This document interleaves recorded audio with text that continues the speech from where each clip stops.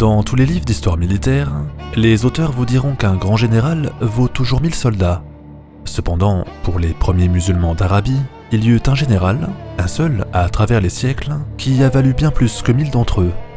Intrépide et fier, connu pour ses prouesses stratégiques et tactiques, ce général aurait été l'un de ceux qui auraient permis à l'islam de devenir la religion dominante en Orient.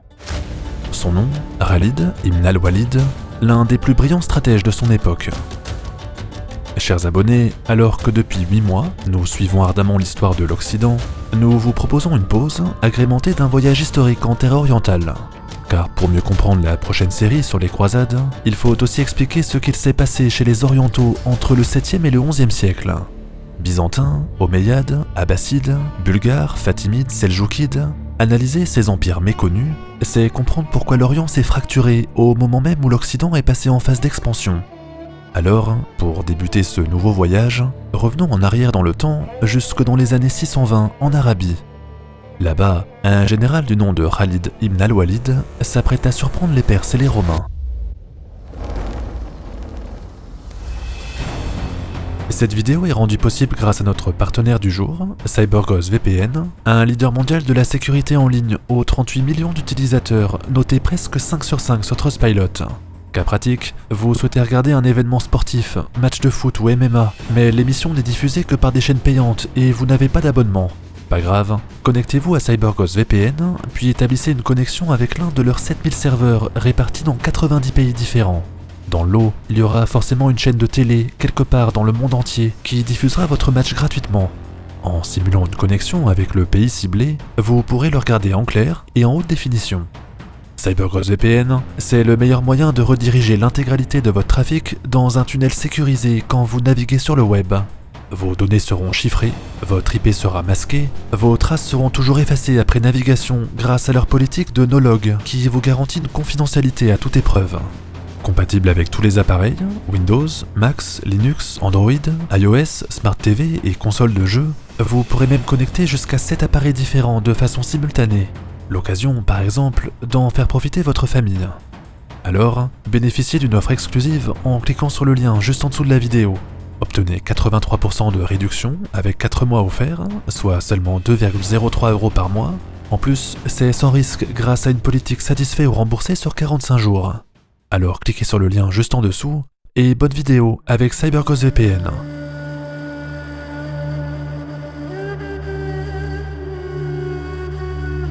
Au milieu des années 620, l'islam n'est encore qu'une religion minoritaire en Orient.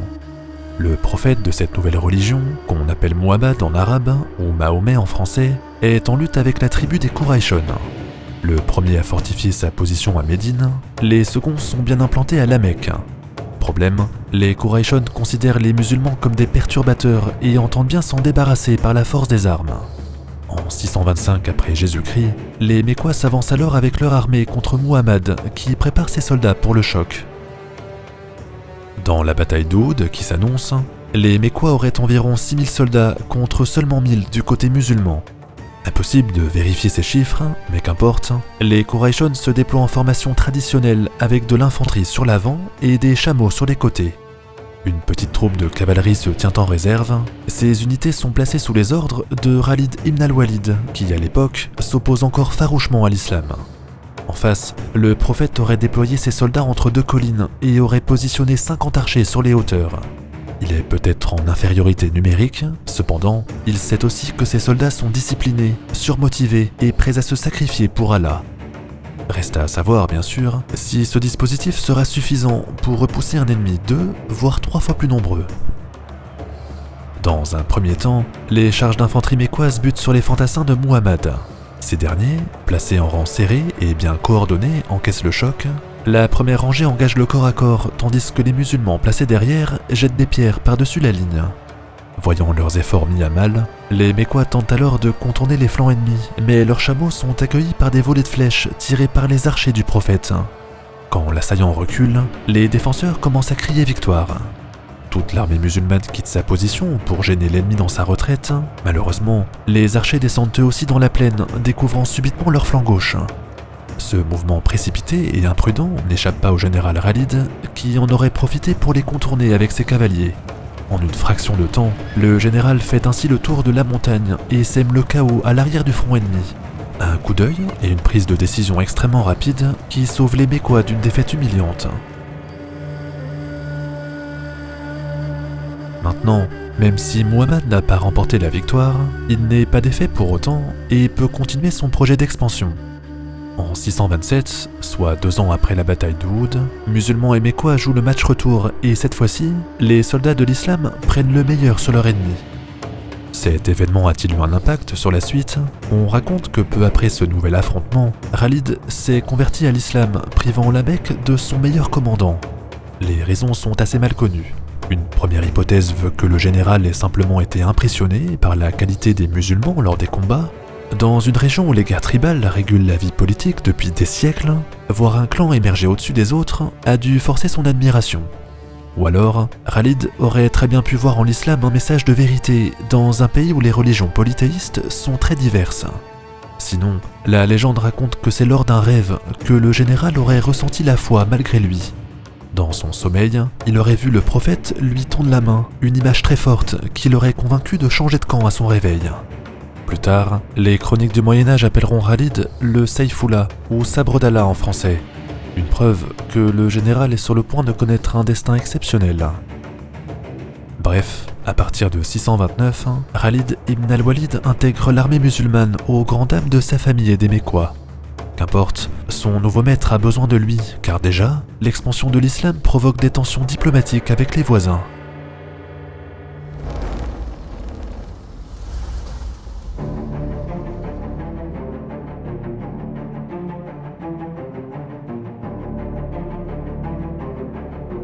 En 629 après Jésus-Christ, les musulmans sont implantés à Médine et sont toujours en lutte contre le clan des Qurayshoun de la Mecque.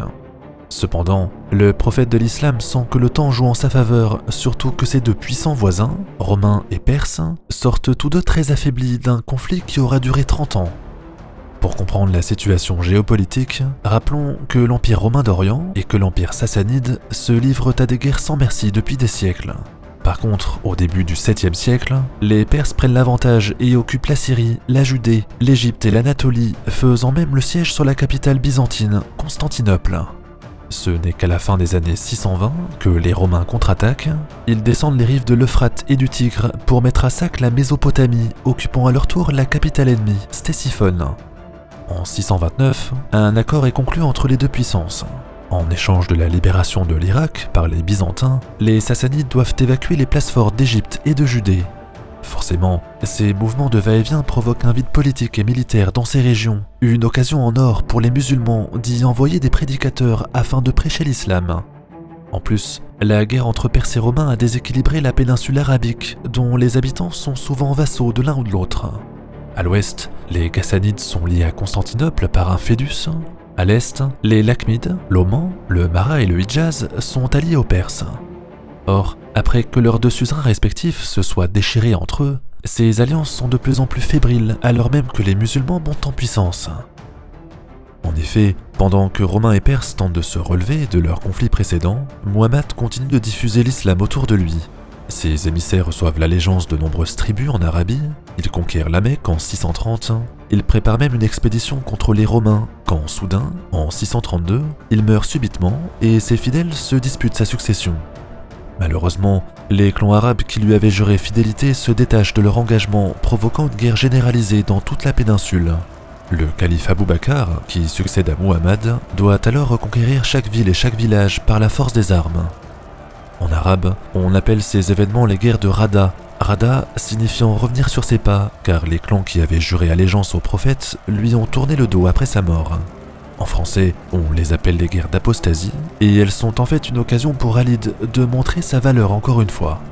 Son calife l'envoie faire campagne à travers le désert, il remporte les batailles de Bouzaka, de Bouta et d'Akraba, avant de s'avancer jusqu'au golfe Persique. Pendant près d'1 an, le Sayfoullah gère ainsi son armée sur de très longues distances, devant constamment surveiller son approvisionnement, ses communications et ses mouvements dans un paysage complètement désert. Mais quoi qu'il en soit, Khalid, comme les autres généraux, termine sa mission avec brio et Abou Bakr reprend le contrôle de toute l'Arabie.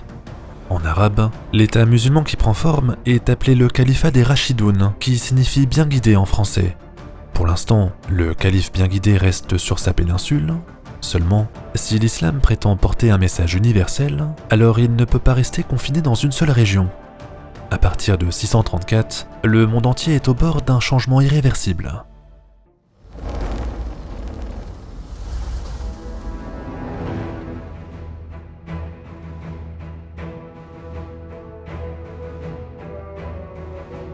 En 629, et après les guerres d'apostasie entre 632 et 633, le général Khalid ibn al-Walid est au service du calife Abou Bakr.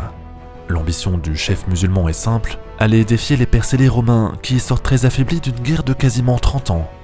Le pari semble néanmoins risqué, la péninsule n'a pas assez de ressources pour garantir au calife autant de troupes et d'argent que ses ennemis.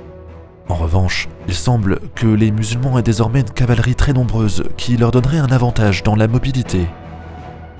Pour envahir la Perse, Abou Bakr envoie le général Khalid en Mésopotamie, une région que les Romains avaient déjà envahie 4 ans plus tôt. L'empire sassanide est prévenu, tous ses vassaux en Arabie sont désormais sous contrôle musulman, si bien que l'invasion n'est pas une surprise.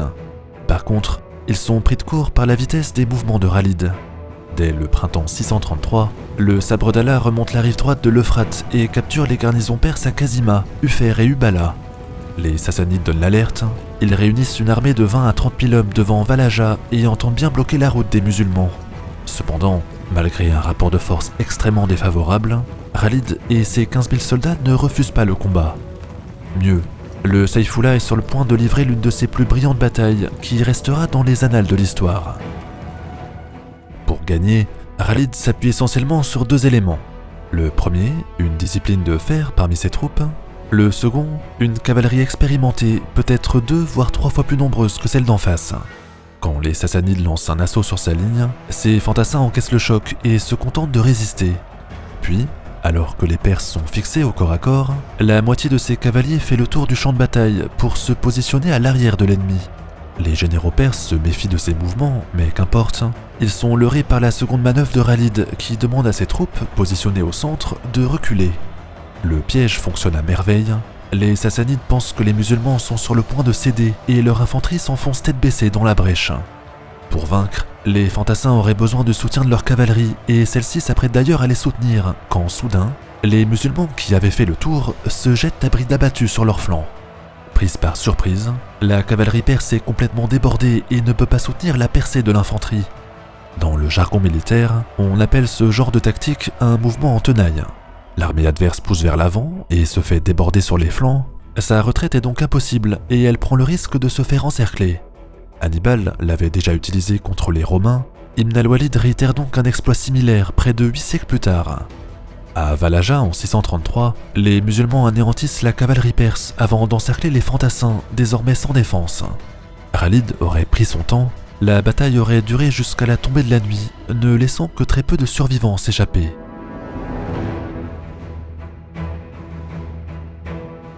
Après cet exploit, digne des plus grands généraux antiques, le Sayfullah continue sa route. L'empire sassanide est sous le choc, c'est une armée entière qui aurait quasiment disparu alors même que leurs finances et leurs garnisons ne sont pas pleinement reconstituées. Les musulmans en profitent pour capturer Zumey, Sani et Mouzaya, se rendant maîtres de la rive droite de l'Euphrate. Seulement, au moment où Khalid préparait ses troupes pour traverser le fleuve, son calife Abou Bakr lui demande de bifurquer et de se porter plus à l'ouest. Tandis qu'un autre général prendra son relais en Mésopotamie, le sabre d'Allah devra prendre le commandement suprême en Syrie.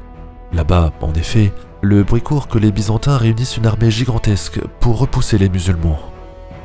Nous l'avons dit, après le départ des occupants perses, les Byzantins et les Gassanides ont progressivement rétabli leur autorité dans la région. Problème, l'Empire d'Orient sort tellement ruiné de la guerre précédente qu'il n'aurait plus les moyens de payer les Arabes chrétiens. Beaucoup de Gassanides seraient alors rentrés chez eux, empêchant les Byzantins de réunir autant d'hommes que prévu. Et pendant ce temps, les musulmans ont pu s'emparer de nombreux avant-postes et de grandes villes comme Damas, qui sert de plateforme d'approvisionnement pour toutes les troupes dans la région. En 636, les deux camps se retrouvent au Yarmouk. Les Byzantins auraient environ 15 à 30 000 hommes et les musulmans seraient 15 à 20 000. Le Sayfullah est donc en infériorité numérique, mais comme contre les Perses, il dispose d'une armée plus motivée et d'une cavalerie de grande qualité. Ainsi, dans la bataille du Yarmouk, qui va durer 6 jours, les musulmans forment la ligne et encaissent les charges d'infanterie romaine. Les deux camps ont positionné la cavalerie sur les flancs. Par contre, le Saïfoullah garde cette fois-ci une réserve de cavaliers pour intervenir n'importe où sur le champ de bataille. Quand les Byzantins font une percée sur leur gauche, Khalid envoie sa réserve pour combler la brèche et pour remotiver les fantassins qui seraient tentés par la fuite. De cette façon, après 5 jours de combat, musulmans et romains d'Orient se neutralisent. Cependant, les charges successives ont coûté très cher aux Byzantins qui n'arrivent pas à prendre le meilleur sur leur ennemi. C'est l'occasion pour le sabre d'Allah de tenter une manœuvre. D'abord, il envoie une petite troupe à l'arrière du front pour occuper les ponts sur la rivière. Ensuite, sur le champ de bataille, sa réserve fait le tour de la ligne et affronte les cavaliers romains dans une mêlée sauvage et sans pitié. En quelques minutes ou en quelques heures, les musulmans font parler de leur expérience et mettent les Byzantins en déroute. Enfin, une fois que l'ennemi n'a plus de cavalerie, Khalid lui réserve à peu près le même sort que les Perses. Comme il sait que derrière, le califat n'a pas de ressources illimitées, il ne fait pas de quartier et ne laisse que très peu de Romains s'échapper. Les plus chanceux qui parviennent à se frayer un chemin à travers les lignes sont interceptés par ces soldats qui gardent les ponts. Le résultat est sans appel, l'Empire d'Orient connaît l'une de ses pires défaites de son histoire et ne pourra plus jamais s'en relever. Pour le Saïfoullah, le triomphe est total. Il écrase la meilleure armée du monde alors qu'il avait moins d'hommes et moins d'argent que son ennemi. Il est désormais prêt à rentrer dans la légende pour les siècles à venir. Après la bataille du Yarmouk en 636, l'Empire byzantin perd donc sa dernière armée qui pouvait encore défendre la région. De cette façon, nous voyons que dans les premières guerres musulmanes en dehors d'Arabie, le rôle joué par le sabre d'Allah est absolument immense. C'est lui qui permet au califat de s'établir en Mésopotamie jusqu'à l'Euphrate. C'est également lui qui prépare la conquête du Levant. Ce qui le distingue des autres, c'est sa capacité à manœuvrer la cavalerie, parfois en plein champ de bataille, afin de contourner l'ennemi ou de le surprendre sur ses flancs. Une guerre de mobilité à outrance qui restera la marque de l'art de la guerre musulman jusqu'aux croisades. Si vous avez aimé cette vidéo, n'hésitez pas à laisser un j'aime et à la partager sur les réseaux. Dites-nous en commentaire ce que vous pensez du sabre d'Allah. Selon vous, peut-on le comparer aux grands généraux de l'histoire comme Hannibal, Alexandre, Gengis Khan ou Napoléon? Et quelle que soit votre réponse, rendez-vous très vite pour la suite des conquêtes musulmanes au 7e siècle. Cette fois-ci, nous partirons en Perse, où les Sassanides entendent bien prendre une revanche sur le califat. Tout l'enjeu pour les soldats de l'islam sera de s'emparer de Ctésiphone avant que ses défenseurs n'aient eu le temps de se réorganiser.